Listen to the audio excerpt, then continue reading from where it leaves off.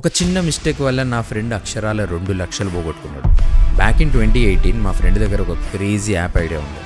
So వాడికి ఒక line coding కూడా రాదనమాట. అప్పుడు వాడు ఏం చేసిండు, ఒక ఫ్రీలాన్సర్ని హైర్ చేసుకొని వాడికి 2 లక్షలు ఇచ్చిండు. కట్ చేస్తే వాడు ఆ పైసలు తీసుకొని జంప్ అయిపోయాడు. సో ఇలా నా ఫ్రెండ్ 2 లక్షలు పోగొట్టుకోవడమే కాకుండా తనకున్న క్రేజీ ఐడియా కూడా చచ్చిపోయింది. బట్ ఈ 2026లో సిచ్యువేషన్ మొత్తం మారిపోయింది అండ్ ఇలా జరిగే ఛాన్సే లేదు. ఎందుకంటే ఇప్పుడు ఎలాంటి అప్లికేషన్ క్రియేట్ చేయాలన్నా ఒక్క లైన్ కూడా కోడ్ రాయాల్సిన అవసరం లేదు. Because the new programming language is English and దీన్నే వైట్ కోడింగ్ అంటారు. సో నెక్స్ట్ 10 minutesలో ఒక ఫుల్ స్టాక్ యాప్ని ఎలాంటి కోడ్ రాయకుండా అండ్ ఫ్రీగా ఎలా క్రియేట్ చేయాలన్నది నేను మీకు ఈ వీడియోలో చూపిస్తాను. సో ఈ వీడియోని ఎండ్ వరకు ఖచ్చితంగా చూడండి.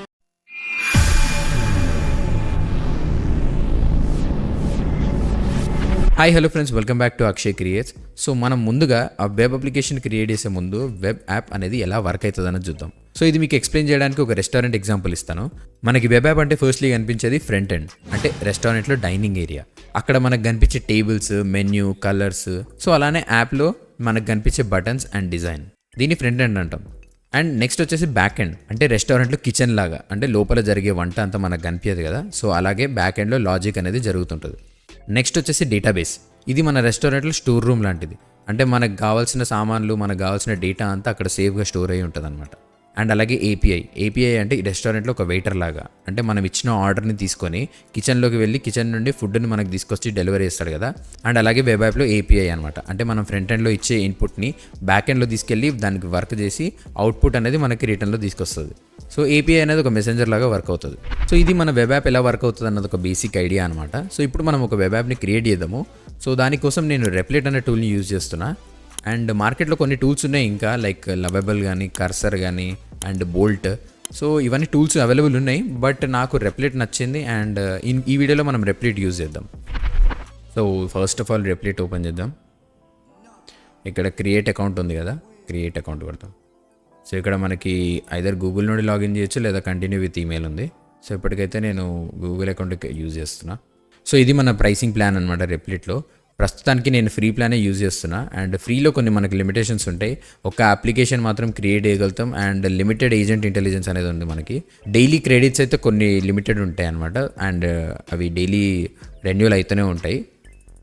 బట్ మీరు ప్రొఫెషనల్గా ఏదైనా బిల్డ్ చేయాలనుకుంటున్నారు లేదా ఏదైనా రియల్ ప్రాబ్లమ్ సాల్వ్ చేయడానికి ఏదైనా అప్లికేషన్ క్రియేట్ చేస్తున్నారంటే ఫస్ట్ ఒక చిన్న మినిమం వయబుల్ ప్రోడక్ట్ కోసం ఫ్రీ వర్జన్ యూజ్ చేయండి.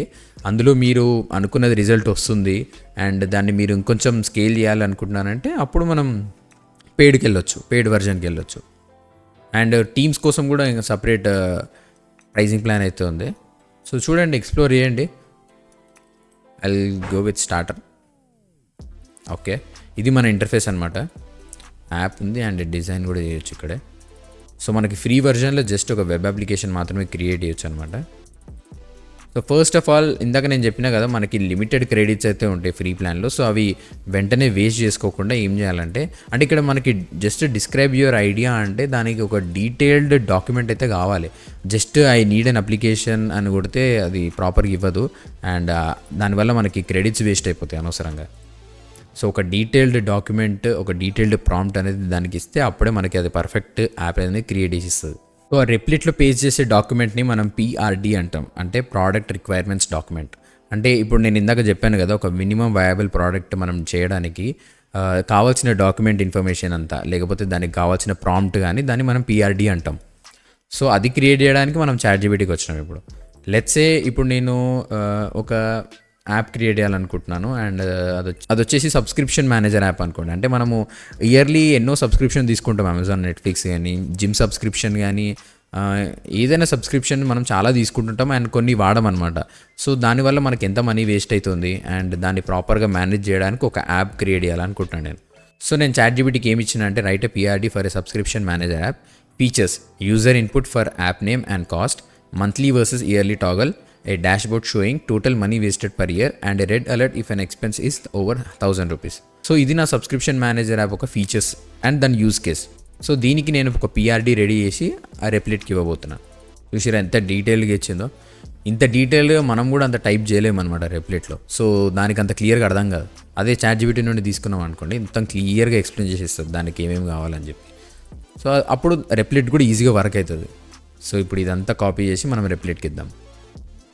ఓకే, ఇప్పుడు మనం ఇక్కడ పేస్ట్ చేద్దాం, create a subscription based on given PRD అని కొడదాం. అండ్ వీలైనంత సింపుల్ యాపే క్రియేట్ చేయడానికి ట్రై చేయండి,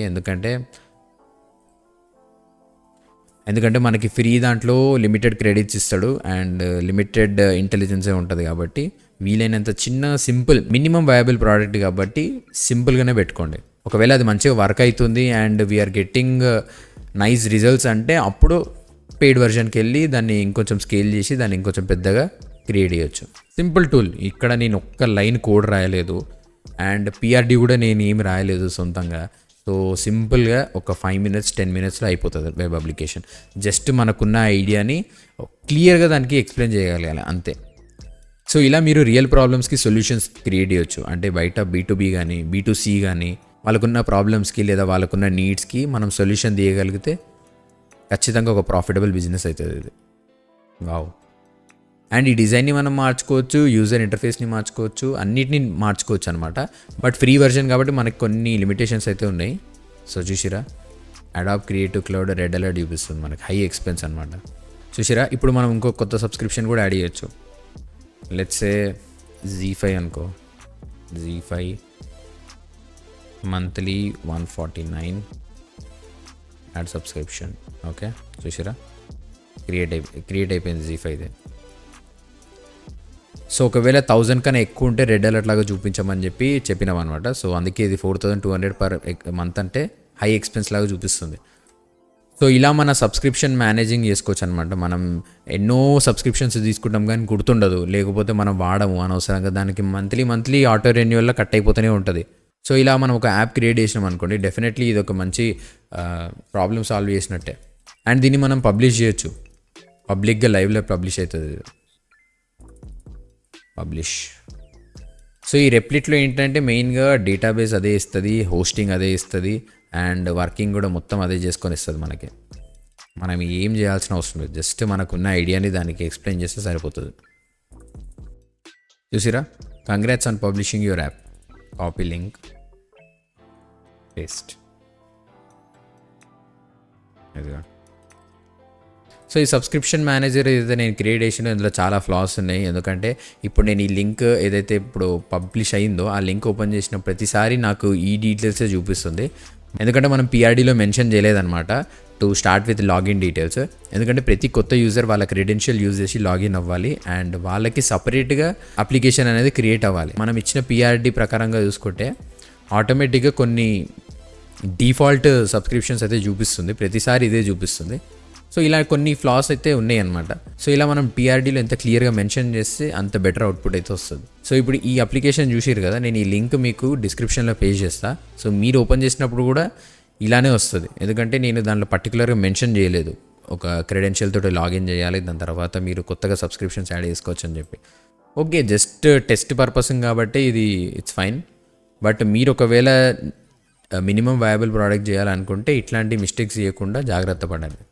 అండ్ ఒకవేళ ఎర్రర్ వచ్చినా లక్కీలీ నాకైతే ఎర్రర్ ఏం రాలేదు. ఒకవేళ ఎర్రర్ వచ్చినా మనకి ఇక్కడ చూపించేస్తుంది సాల్వ్ చేయమని చెప్పి, మన రెప్లిట్ సాల్వ్ చేసేస్తుంది అది కూడా. బట్ జస్ట్ మనం క్రియేట్ చేసిన దాంట్లో ఎర్రర్ వచ్చిందని చెప్పి మనకు చూపిస్తుంది అది. సో మనది ఫ్రీ వర్షన్ కాబట్టి జస్ట్ వెబ్ యాప్ మాత్రమే క్రియేట్ చేయగలిగినాము. బట్ మీరు ఒకవేళ పెయిడ్ వర్షన్ తీసుకుంటే మనకి 3D గేమ్స్ క్రియేట్ చేయొచ్చు అండ్ అలాగే మొబైల్ యాప్ క్రియేట్ చేయొచ్చు. And mobile app play store, app స్టోర్లో డౌన్లోడ్ అయ్యే వర్కింగ్ యాప్ క్రియేట్ చేయొచ్చు మనము. అండ్ 3D గేమ్స్ కూడా మనం లైవ్లో పబ్లిష్ చేయొచ్చు. సో ఇలా చాలా యూస్ కేసెస్ ఉన్నాయి. దీనివల్ల మనము బయట రియల్ ప్రాబ్లమ్స్కి సొల్యూషన్స్ క్రియేట్ చేయొచ్చు అండ్ దానితోటి మనం ఎంతో రెవెన్యూ జనరేట్ కూడా చేయొచ్చు. సో చూసారు కదా, మనం రెప్లిట్ యూజ్ చేసి ఫ్రీగా ఒక లైన్ ఆఫ్ కోడ్ లేకుండా వెబ్ యాప్ ఎలా క్రియేట్ చేసాము. సో ఈ వైబ్ కోడింగ్తో మనీ ఎలా ఎర్న్ చేయాలనేది మీకు తెలుసుకోవాలని ఉంటే కింద కమెంట్స్లో Part 2 అని స్పామ్ చేయండి. సో ఈ వీడియో మీకు హెల్ప్ఫుల్ అనిపించిన, వాల్యుబుల్ అనిపించిన మీ ఫ్రెండ్స్కి షేర్ చేయండి అండ్ ఈ వీడియోని లైక్ చేయండి. అండ్ మీకు ఎలా అనిపించిందో కింద కమెంట్స్లో మెన్షన్ చేసి చెప్పండి. సో ఇలాంటి AI టూల్స్ ఇంప్లిమెంటేషన్ కానీ, AI అప్డేట్స్ కానీ, AI ఆటోమేషన్స్ కానీ ఏవి మిస్ అవ్వకుండా ఉండాలంటే మన ఛానల్ని సబ్స్క్రైబ్ చేయడం మర్చిపోకండి. See you in the next video. Bye bye.